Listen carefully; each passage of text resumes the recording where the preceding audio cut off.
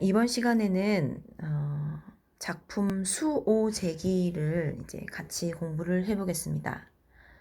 이 작품은 글쓴이가 큰형, 정약현이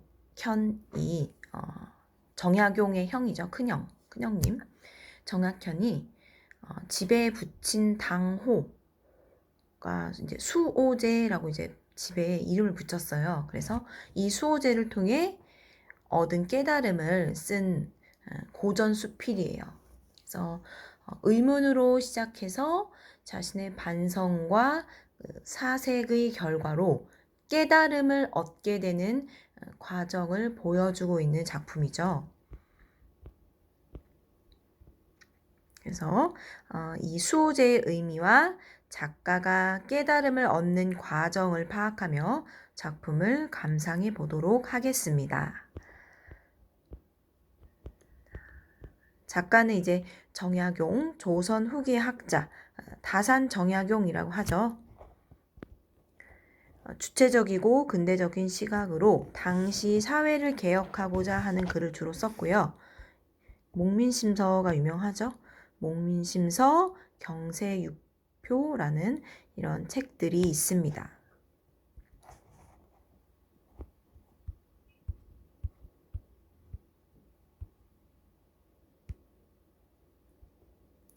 자, 주제만 살짝 보고 가면요. 주제에 참된 나를 지키는 일이 얼만큼 중요한 것인지 그 참된 나를 지키는 일의 중요성을 얘기를 하고 있다. 그러니까 여기서 참된 나라는 것은 본질적 자아라고도 합니다.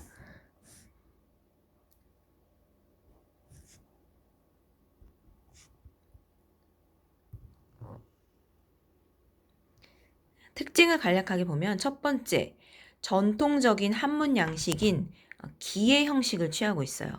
기란 어떤 사건이나 경험의 과정을 기록한 것을 이야기합니다. 어떤 사건이나 경험의 과정을 기록한 것을 기라고 하는데 이것은 독자에게 교훈이나 또는 깨달음을 전달하는 것을 목적으로 하는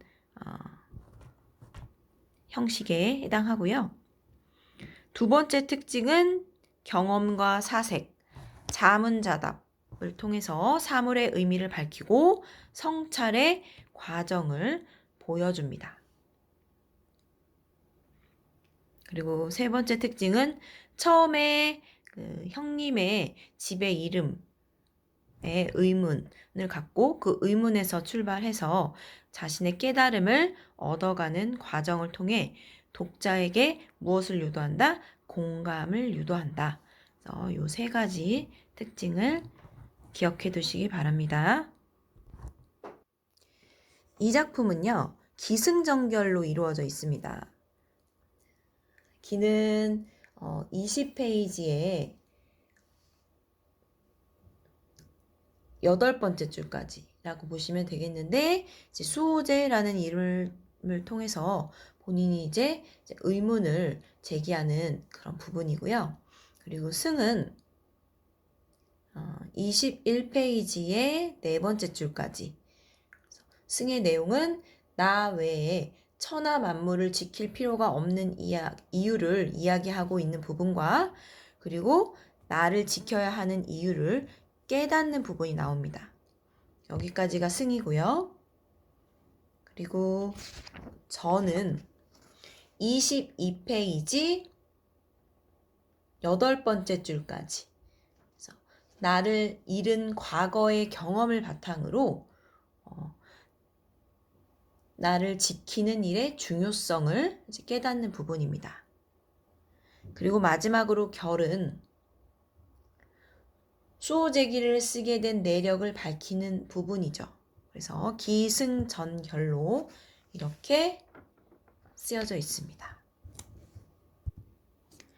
자, 기부터 같이 보시면 이런 이야기를 합니다. 이제 정약용이 큰형님 집에 가서 수호제라는 이름을 이제 보고 그 이름 이상하게 생각합니다. 나와 굳게 맺어져 있어 서로 떨어질 수 없는 사물 가운데 나보다 더 절실한 것은 없다. 그러니 굳이 지키지 않아도 어디로 가겠는가? 이상한 이름이네? 라고 의문을 제기하죠. 그래서 이렇게 의문을 제기하는 것은 이제 독자의 관심을 이제 유도할 수 있는 거죠. 일반적인 생각은 나와 같이 있는데 지킬 필요가 뭐가 있을까? 그런데 나를 지키는 게 이상하다. 이상한 이름이다. 라고 수호제에 대해서 의문을 제기하고 있죠.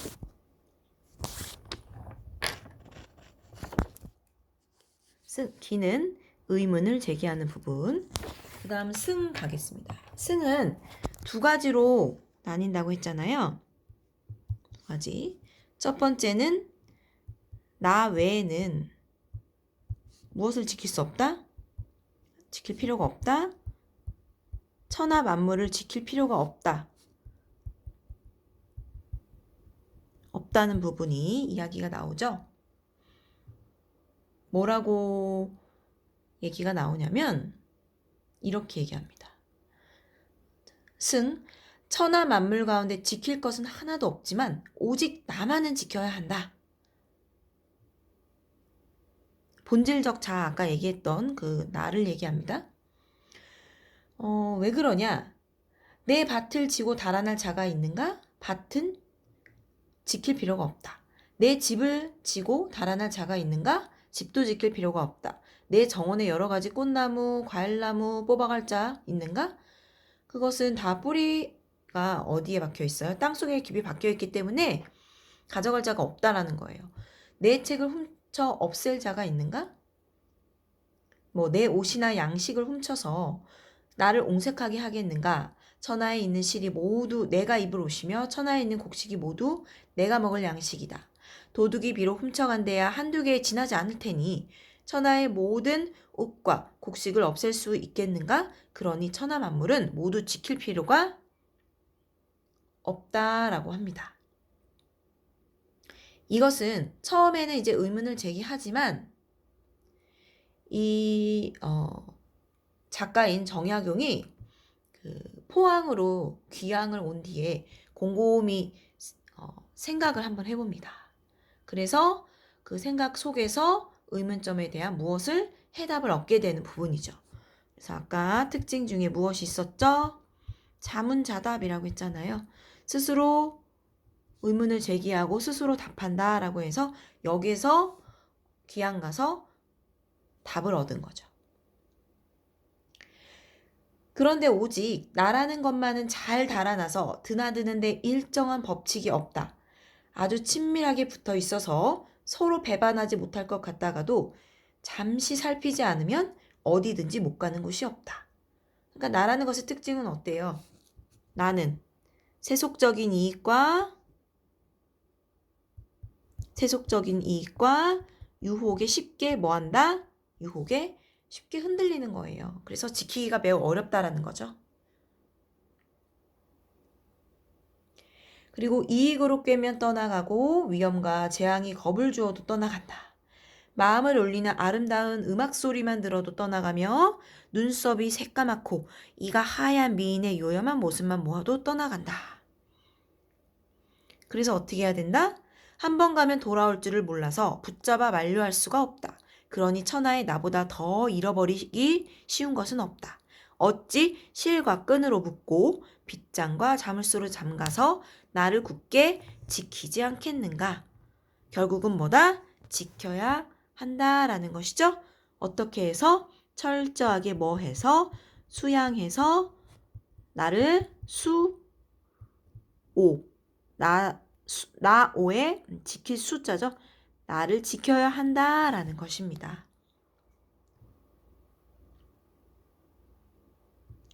자, 20쪽 날개 문제 같이 볼까요? 작가가 수호제라는 이름을 듣고 이상하게 생각한 이유는 뭐였죠?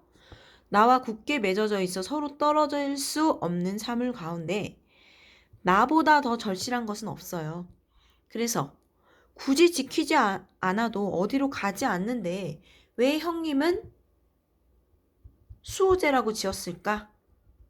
이상하네. 나와 함께 있고 굳게 맺어져 있어서 지킬 필요가 없는 나를 왜 지킨다라고 이름을 붙였을까? 그래서 이상하게 생각했죠. 그렇죠? 전으로 가겠습니다. 나는 나를 잘못 간직했다가 잃어버렸던 자다. 나는, 앞에 있는 나는 현상적 자아, 세속적이고 나약한 자아고요. 뒤에 있는 나를 잘못 간직했다가 잃어버렸던 자다라고 했으니까 뒤에 있는 나는 본질적 자아가 되는 거죠. 앞에 있는 나는 현상적 자아, 뒤에 있는 나는 본질적 자아죠. 그래서 현상적 자아의 중심을 잡아주는 나가 뒤에 있는 나죠. 그러니까 지켜야 하는 나. 어렸을 때 과거가 좋게 보여서 10년 동안이나 과거 공부에 빠져들었고 그래서 결국 처지가 바뀌었어요. 그러니까 과거에 급제를 해서 조정에 나아가 검은 사모관대의 비단도포를 입고 벼슬을 얘기하는 거죠. 12년 동안이나 대낮에 미친 듯이 큰 길, 벼슬길을 뛰어다녔다. 그러다가 또 무엇이 바뀌어? 처지가 바뀌어 귀양을 가게 됐다라는 거예요. 한강을 건너고 문경세제를 넘게 되었다. 친척과 조상의 무덤을 버리고 곧바로 아득한 바닷가의 대나무 숲에 이게 귀향지를 얘기하는 거예요. 여기에서 작가는 본질적 자아를 찾은 거죠. 이곳에 와서야 멈추게 되었다. 그리고 이때에 나에게 물었대요. 자문, 자기 성찰을 하는 시간을 갖게 되었다라는 거죠. 자, 뒷장 넘기세요. 22페이지. 이제 자신의 내면 반성을 합니다. 너는 무엇 때문에 여기까지 왔느냐? 여우나 도깨비에게 홀려서 끌려왔느냐? 아니면 바다 귀신이 불러서 왔는가? 네 가정과 고향이 모두 초천에 있는데 왜 그 본바닥으로 돌아가지 않느냐? 하면서 자신의 내면에 반성을 합니다. 그러나 나는 끝내 멍하니 움직이지 않으며 돌아갈 줄을 몰랐다. 얼굴빛을 보니 마치 얽매인 곳에 있어서 돌아가고 싶어도 돌아가지 못하는 것 같았다. 그래서 결국 붙잡아 이곳에 함께 머물렀다. 나를 되찾았다라는 거예요. 이때 둘째 형님, 정약용의 둘째 형님, 정약정, 둘째 형님도 나를 잃고 나를 쫓아 남의 지방으로 왔다라는 것도 이것도 마찬가지로 본질적 자아를 잃고 나를 쫓아 남의 지방으로 왔다라는 거죠. 역시 나를 붙잡아서 그곳에 함께 머물렀다 라고 이야기합니다. 전의 내용을 다시 정리해보면 작가는 나를 잃었던 과거에 대한 반성을 하죠. 조정에 나아갔었던 예전 이야기, 과거가 좋게 보여서 과거 급제에서 벼슬길에 나아갔고 대낮에 미친 듯이 큰 길을 뛰어다니며 나를 잃고 살아갔다가 어디로? 귀향지로 뭐 오게 되죠? 유배를 오게 됐죠. 그래서 귀향을 와서야 비로소 본질적 자아인 나와 마주하게 됩니다. 그래서 이 나를 다시 붙잡아서 간직한 후에 이렇게 본질적 자아인 나를 지키는 것이 어려운 일이구나 라는 걸 깨달았다라는 거죠. 그래서 나를 잃고 살았던 과거의 삶을 반성하는 부분이 전에 나오죠. 결 갑니다. 오직 내 큰형님, 정약현, 내 큰형님만 나를 잃지 않고 편안히 다정하게 수호제에 앉아 계시니 본디부터 지키는 것이 있어서 나를 잃지 않았기 때문이 아니겠는가? 이게 바로 큰형님이 그것이래 수호제라고 이름을 붙인 까닭일 것이다. 큰형님은 언제나 말씀하셨다. 아버님께서 내게 태연이라고 자를 지어주셔서 나는 오로지 내 태연, 이 본질적 자아를 얘기하는 거죠? 내 태연을 지키려고 했다네. 그래서 내 거실에다가 그렇게 이름을 붙인 거지. 하지만 이것은 핑계다. 그러니까 핑계라는 것은 뭐냐면 큰형님이 자신의 나를 지킨 것에 대해 이제 겸손하게 표현한 것을 말하는 거죠. 반어적 표현인 거죠. 이것은 핑계다. 맹자가 말씀하시기를 무엇을 지키는 것이 큰가? 몸을 지키는 것이 크다. 이건 나를 지키는 것이라는 거죠. 몸을 지키는 것이 크다라고 했으니 이 말씀이 진실이다.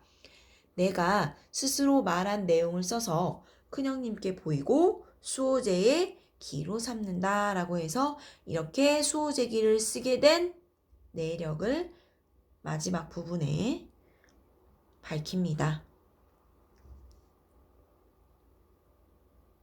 그래서 작가의 성찰 과정을 알 수 있었죠? 처음에는 기에서 의문을 제기했고, 두 번째는 승에서 물질적인 것은 필요가 없고 나를 지키는 것이 가장 어렵다라고 하는, 나를 지켜야 하는 이유를 깨닫게 되고, 전에서는 나를 잃고 살았던 과거의 삶을 반성하며 마지막은 이러한 이유로 내가 수호제기를 쓰게 됐다라고 이야기를 합니다. 교과서 21쪽에 날개 문제 한번 해볼까요? 21쪽. 나가 자신을 나를 잃은 자라고 말한 이유는 무엇인가? 라고 했어요. 이건 뭐냐면 관직에 오른 후에, 벼슬길에 오른 후에 자신을 돌보지 못하고 미친 듯이 뛰어다니다 보니 어느새 무엇을 잃었다라고 얘기하죠? 본질적 자아를 잃어버렸다라고 얘기를 하죠. 어느새 본질적인 나는 사라지고 귀향을 가는 처지가 되었다고 합니다. 즉 작가는 현실에 매몰되어 사는 삶의 허망함을 깨닫고 본질적 자아를 잃어버린 과거에 대해서 반성하고 있습니다. 그래서 나가 자신을 나를 잃은 자라고 이렇게 이야기를 한 것이죠.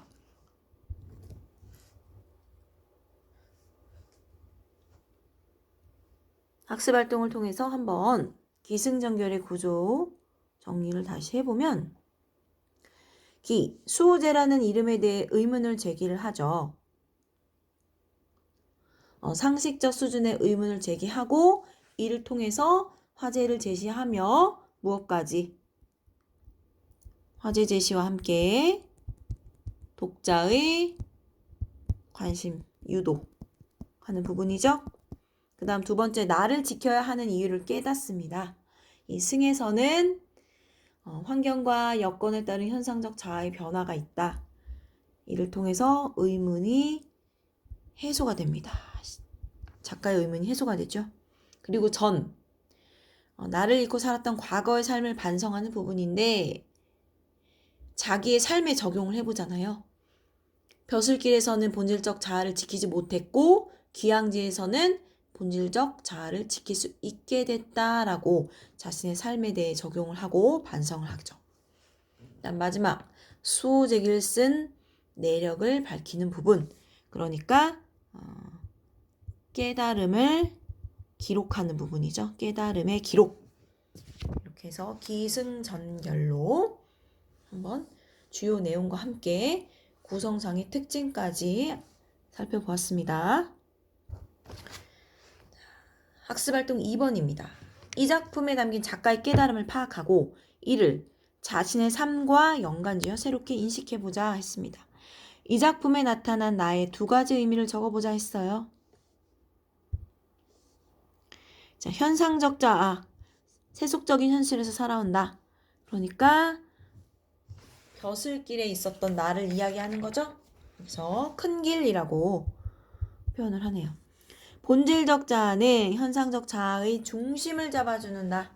그리고 또한 지켜야 하는 나. 여기서는 이제 귀향지에서의 나를 이야기하는 거죠.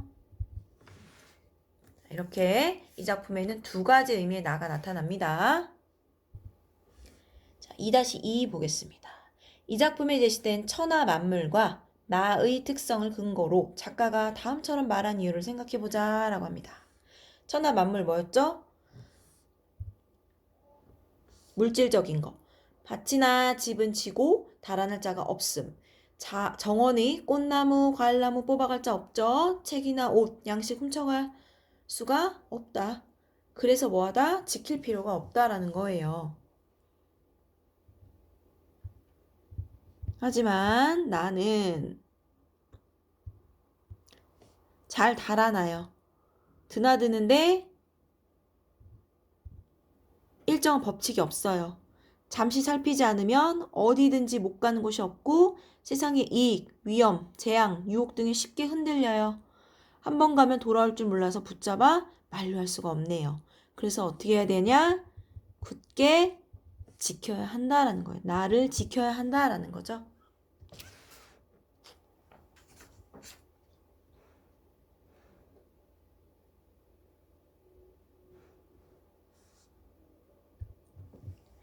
자, 3번 문제 한번 같이 해보겠습니다.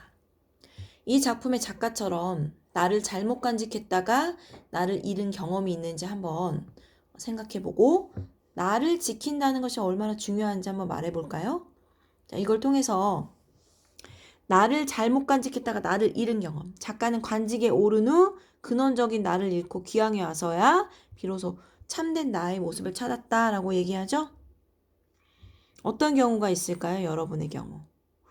친구보다 더 좋은 성적을 받기 위해 친구에게 노트를 빌려주지 않는다든지 아니면 주운 지갑을 주인에게 돌려주지 않았다든지 친구들의 유혹에 이끌려 공부에 소홀했던 경험 등이 있는지 이런 것들이 이 작품의 작가처럼 나를 잃은 경험이라고 볼 수 있겠죠. 그래서 나를 지킨다는 것의 중요성 한번 얘기를 해볼까요? 천하의 만물은 남이 훔쳐가거나 없애버리기 어렵고 없어져도 대체할 수 있기 때문에 지킬 필요가 없지만 나를 잃어버리기는 쉬우나 돌이키기는 어렵기 때문에 굳게 지켜야 한다라는 것입니다.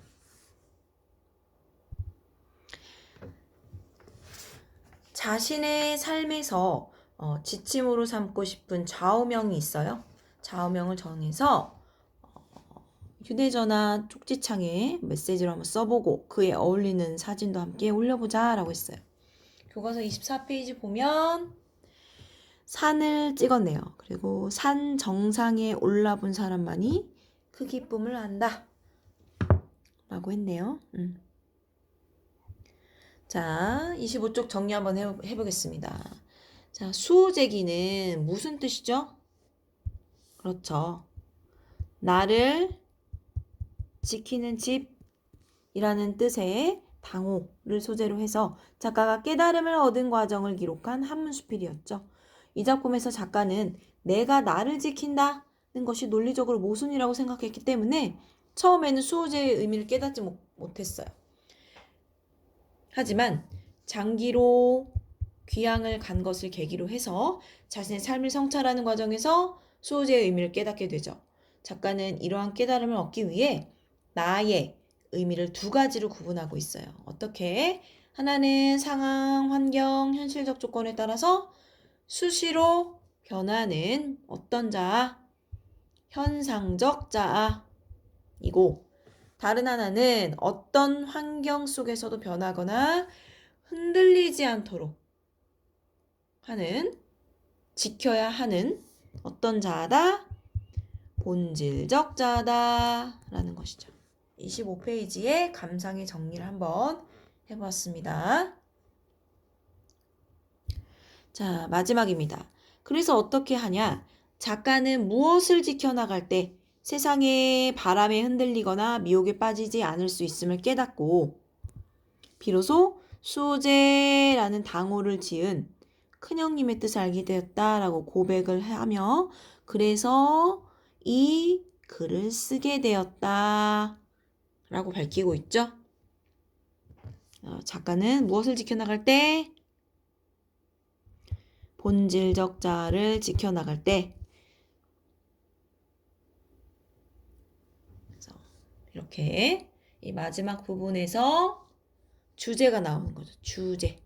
뭐였죠? 본질적 자아를 지키는 것의 중요성. 이게 바로 주제가 되겠습니다.